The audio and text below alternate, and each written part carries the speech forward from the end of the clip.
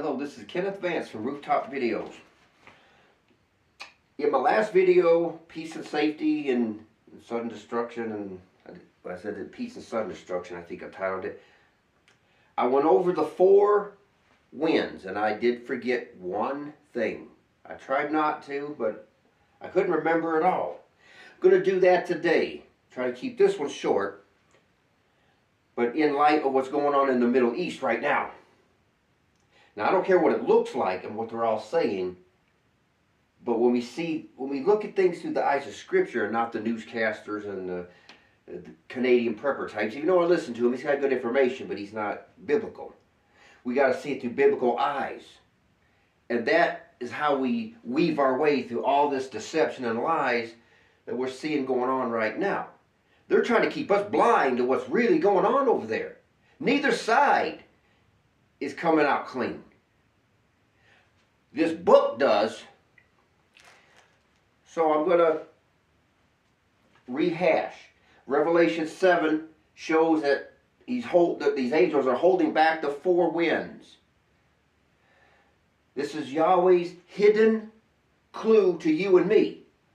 We go to all these major prophecies, Jeremiah 49, Daniel 8, Revelation 6, and Ezekiel 37, and they're all talking about the same 4 winds, because they are prophetic winds. In other words, these winds is his way of saying the winds in these prophecies is when things start to happen. They are a beginning of something. So therefore, we look for all the major prophecies where we find these 4 winds located, and we now know they're all at the same time, the same scenario, just each prophet writing his part. And Yahweh wants us to search through all the prophets, compare them, and then see what turns up. And the 4 winds is that key to find the trap door. It's finding the password to get into your data system, right? It's like that. So I showed the 4 winds are held back. The part I forgot to tell you is just right before it. And just because it goes from chapter 6 to chapter 7 doesn't mean things have changed and now it's a whole different scenario. Nope. It's the same scenario. It's just we put it in chapters and verses, not the writers. But here's John. He's talking about the 6th seal. Okay, we have that. But now I got to tell you this wind's got to be held back. Okay, let's go back and see it. Just really quick. And you know, I'll just read it. When he opened the 6th seal, and lo, there was a great earthquake, and the sun became black sackcloth, the hair and the moon is blood. So this is a great earthquake, but it has a reason for it. And when we compare it to the first few verses of chapter 7, and then compare it to the king in Matthew 24, we've got a match. But then we also compare it to Jeremiah 49 and Daniel 8, and then the picture emerges. Now I told you they're holding back. Let's just read it one more time. I saw 4 angels standing on the 4 corners of the earth, holding the 4 winds of the earth, that the wind should not blow on the earth, nor on the sea, nor on any tree. They're holding back all out destruction because there's a certain day that kicks everything off. Now, in my next documentary I'm working on, trying to get there, and I want to talk a little bit about that later. I'm trying to explain this, how we got to approach these prophecies. The coming of the Son of Man is not, he returns in the clouds. It ends with that. The coming of the Son of Man is not only the great tribulation, but from when some huge event takes place. We'll talk about that in a little bit. But this wind is the winds of all-out destruction. Something big is being held back, and once it starts, from that point till the return of the King, is the Son of Man, And the world events do not stop at all until that day he's back. That's what he's trying to tell us. So now, with that in mind, let's go back to verse 13 in chapter 6 when he opens the sixth seal. And we'll make some sense out of this. And the stars of heaven fell unto the earth, even as a fig tree cast her untimely figs when she is shaken of a mighty wind. You cannot tell me this wind is different from the one just a few verses later. It's just, first he announces the sixth seal and this huge earthquake from this mighty wind, but then he says, okay, but now I need you to know this wind ain't going to happen until, because they're holding back the winds, it's not going to happen until they're sealed in their foreheads. That's what he's telling you. It's the same wind in the same scenario. It's just two different aspects. A new chapter doesn't mean it's a different story. But what is these stars of heaven? If you was a prophet, take example for Iran, the videos you've seen, hundreds of them, right? The missiles at night, it looks like a little ball of light at the end, or if in the day, trail of smoke. Would you say that looks like a star falling? Stars of heaven fell down to the earth. They're in the sky, and they're going down. It has to be nukes. And for a reason I'm going to tell you. We have to look real deep into this. Real deep. And put it together and then go back to the king in Matthew 24. And then the answer pops right out. So I wrote this down to show you what's going on. I told you these angels are holding it all back. And that is right now. So this, and I wrote this from the internet, and I like how it put this, what the untimely figs are, the way it's written. An untimely fig is an immature, unripe fig that appears before the regular harvest. Because they are not firmly attached, the early figs fall to the ground easily when the tree is shaken by a strong wind. Now this isn't quoting from Revelation, this is just what the Wikipedia, whatever I looked at, explains. But let's read this again. Right here. Unripe figs that appears before the regular harvest. There's our clue. Well, you say, well, what's that? What does that have to do with anything? If these stars are bombs, and I have every reason to believe it based upon what I'm going to show you, then these before the harvest missiles is the devil is trying to start World War III and basically to end the world as a now so that he can win. Which is why the angels hold back the wind, because we have to be sealed and prophecy has to complete. He wants to blow it all up and just take everybody out, and then he wins. He's trying to prematurely end the world with these stars. He's trying to cause a different end of the world. And from that point of view, he would win, because he kills us, the overcomers. Based upon what I'm going to show you. We got to think real deep. We got to see in the spirit now. We got to see it in the spirit. But notice right here.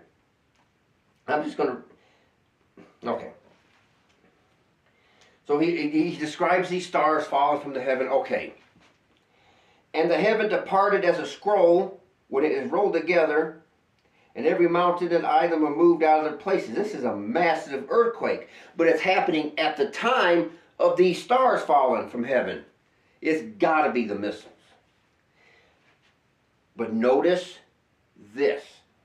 The kings of the earth and the great men and the rich men, chief captains and mighty men and every bondman, every free man hid themselves in the dens and in the rocks of the mountains, and said to the mountains and rocks, fall on us and hide us from the face of him that sits on the throne and from the wrath of the Lamb. And now notice this, verse 17. This is the key as well. For the great day of his wrath is come, and who shall be able to stand? This is when it begins. Ezekiel 7 is telling us the same thing. But notice there's a massive earthquake where every mountain is moved out of its place. It's not just like Saudi Arabia or China or somewhere. The Bible here is the earth. The whole earth is doing this. The whole earth. That's why he says, I'll shake the heavens and the earth. Here's the earth and here's the canopy of air over it. And it's moving. The whole planet is moving. The air is moving along with it. Every mountain and island, every inch of every part of earth is moving because the whole planet is moving. All of it. I'll shake the entire earth, he said in Isaiah. All of it. But the thing about this, they're not going to these bomb shelters because of an earthquake, because they cannot predict it. That's the key. They can't predict the earthquake.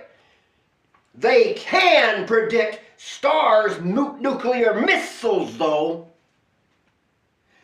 They know the bombs are coming, so they run to the bomb shelters. But this massive earthquake is happening at this time. But why? The 144,000. Now notice. Go back to Matthew 24. Here's our answer. If those days had not been cut short, we think it's the end of Great Tribulation. He's talking about before it, because the untimely Satan's way, trying to wipe it all out, he has to cut those days, our days, nowadays, short so that prophecy will be fulfilled his way. Satan wants to override it. That's what's going on over there right now with Trump. The man who's speaking like a dragon. I'm going to blow you up and send you back to the Stone Age. Why don't he put devil's horns on? He speaks like the mouth of the dragon.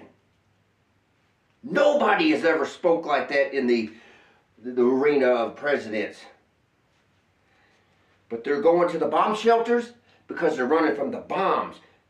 And what's going to happen is the four horsemen. There's going to be a fourth of the earth that will die from these four horses.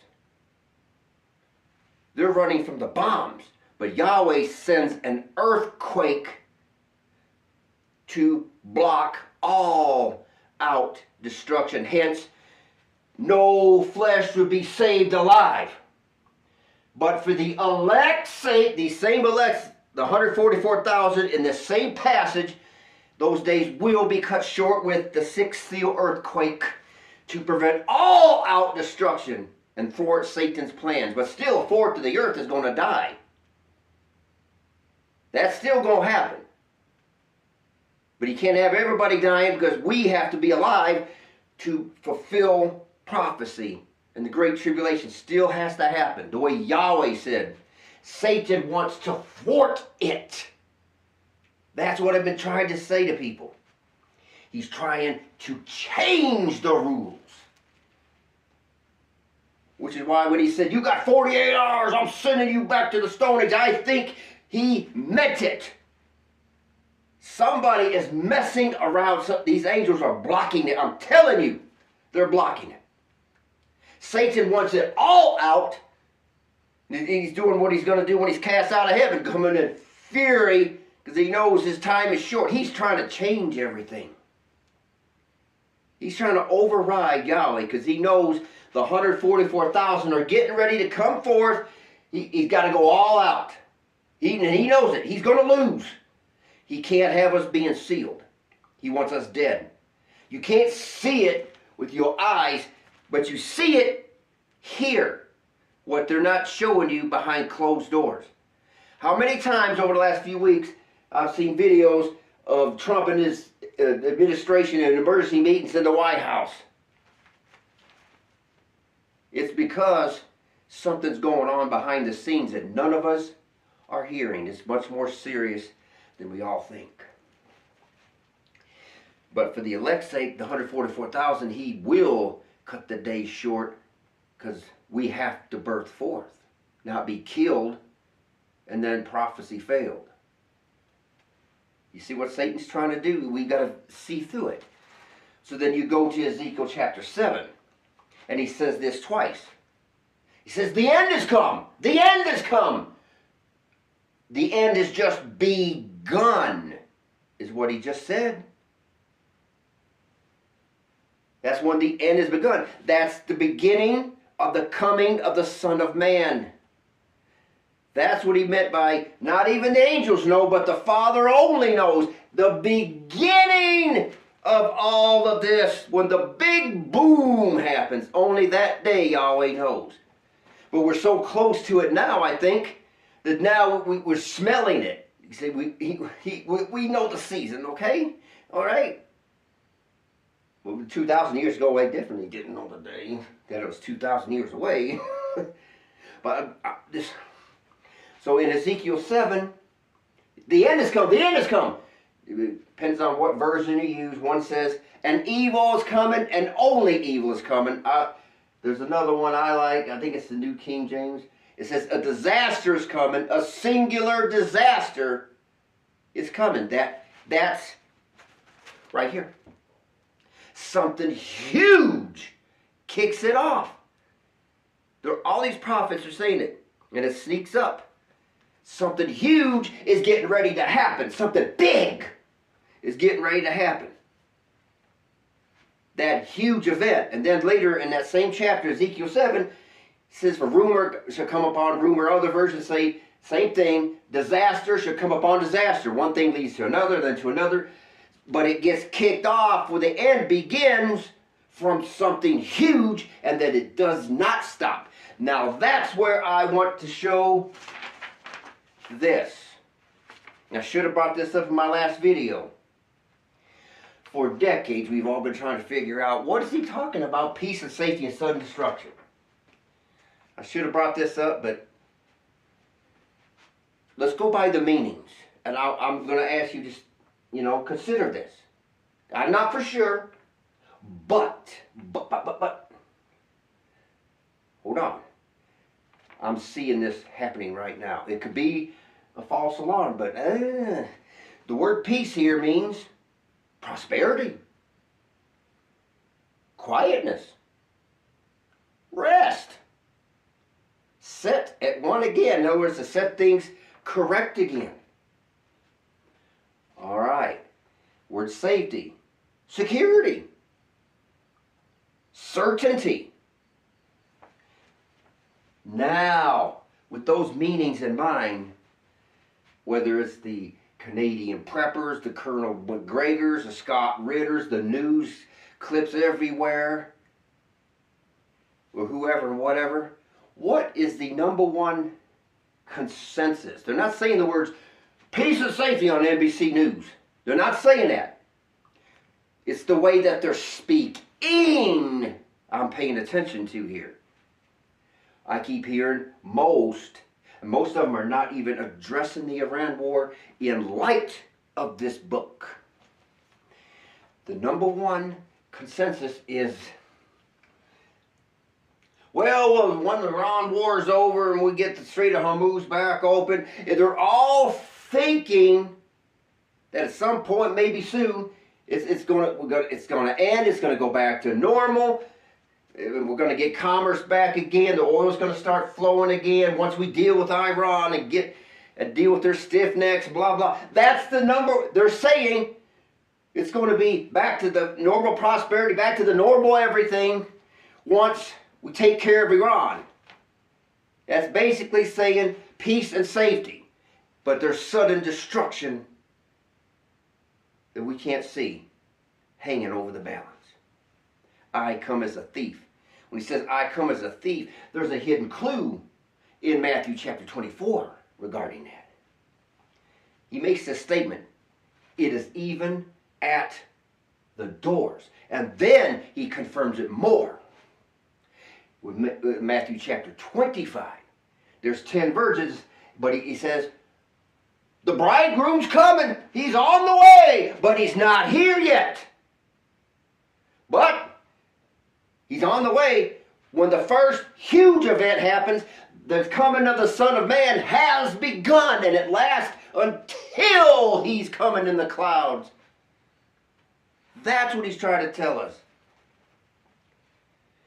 And when he gets back, the same four winds return again. They are a beginning of things. Four winds to begin, all you know what, breaking loose.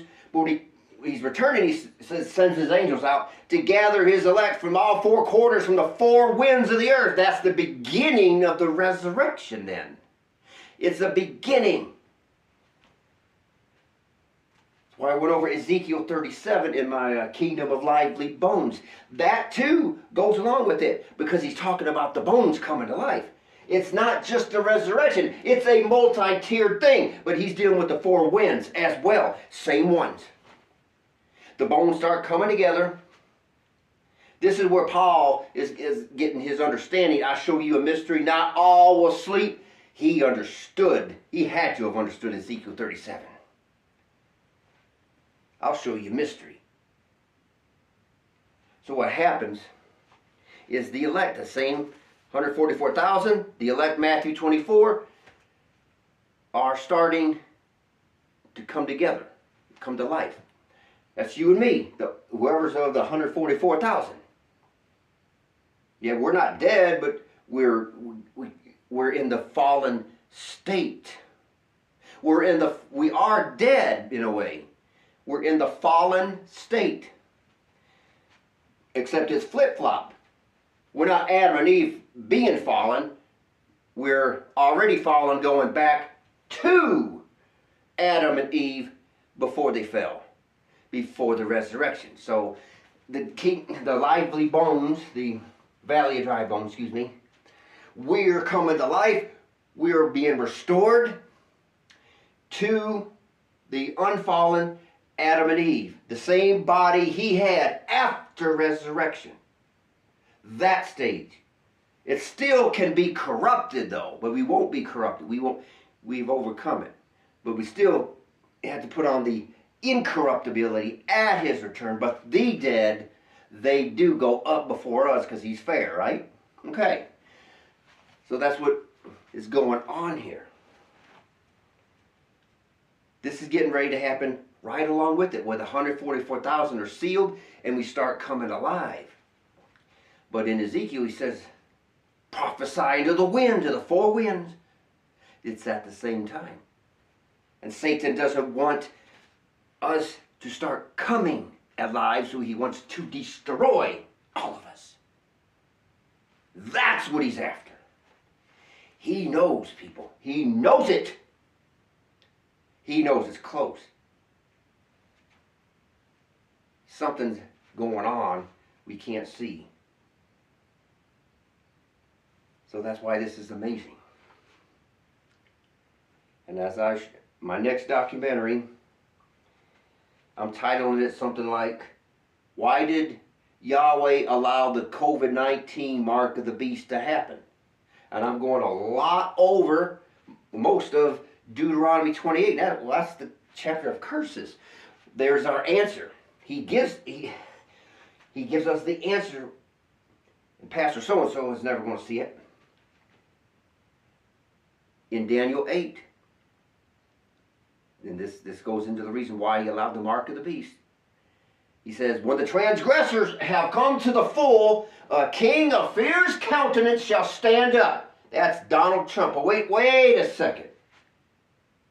If Donald Trump is here and he is the king of fierce countenance and he stood up and he has, then by forced interpretation from Yahweh's point of view, the transgressors already came to the full. As Paul would say, They wouldn't receive a love for the truth. A love for what truth? Deuteronomy 28 is where we start. Listen, all the curses, we've had about 50, 60 years of experience in every last one of those curses, and we wouldn't receive the truth or the law or hear him or repent. So finally, he threw his hands up in the air and said, now I'll send strong delusion that you will believe the lie that you might be damned. The strong delusion is a whole bunch of things, but from out of the strong delusion is one lie in particular, the mark of the beast that came with the pandemic, that they might be damned. So that's why I'm showing you June 26th is the end of 2,300 days. That's a fact. And on March 11, 2020, the King of Fear's countenance, it says earlier in the chapter, and by him was the daily taken away. On Donald Trump's watch, and started with them. He was the first one on that day they declared the pandemic. He started shutting down the airplanes, and it went from there. And on his watch, just like he said. And the place of his sanctuary was cast down for the lost election. His position as president was cast down from the sanctuary of the White House from the lost elections in 2020. Just like Daniel said. No one else fits that bill either. He does. And then, to finish this off, you've seen the videos of the DNA. You've seen the videos of the DNA. It's 10, 5, 6, 5. 10 plus 5 plus 6 plus 5 equals 26. I am just mostly convinced, I'm pretty sure he started his ministry in AD 26. Because that number is important. The 26 in people's DNA, that was changed with the vaccines, the mark of the beast. That's why he says he sits in the temple as Yahweh, being as Yahweh. The new name replaced and changed where Yahweh's name used to sit. Now the new name sitting in the DNA as Yahweh, where Yahweh's used to be. And they changed the 26. So it makes perfect sense that the 2,300 days ends in 2026 on June 26. That should be, that should grab a hold of your mind right there. I think he's made his point clear. We are in exciting times. I'm going to cut this one out. But this mighty wind is coming. Satan wants to destroy it all. Yahweh's blocking it. And Satan's going to fail, but he is going to allow 1/4 of the earth. This great earthquake is going to happen. And when it does, he says, I rise terribly to shake the earth. We have to compare that to the sixth seal. I rise, though. That's when he rises. He's been holding back. Isaiah 42, he's restrained himself to a certain day when he stands up as a man of war. And when he stands up, everybody runs. And he ain't going to have a sweet smile on his face when he does. So with that being said, I'll end this here. And I know it's going to be hot all the way across the country for about a week or so. So pray that you make it to... It's going to be around 100 every day here. But anyway, I'm sorry I didn't mean to get so overpowering in this one, but I'm excited. And he's showing me things. And this documentary, like I said, it's not for the faint of heart. I'm still working on it. There's probably well over 100 video clips in it. That's why it takes a lot longer. Try to keep it close to 3 hours as I can. This one is the most intense video I've ever done because I'm letting the teachers have it and I'm just saying the truth like it is. The shortest way I can, but not even trying to make it entertaining. And I also got my exclusive new video in this documentary. That one alone, I think, speaks, every word in it speaks the truth. Makes you mad as fire, but it does speak the truth, and it's a great song. But that being said, I'm going to end this one here. Keep studying. May Yahweh be with you.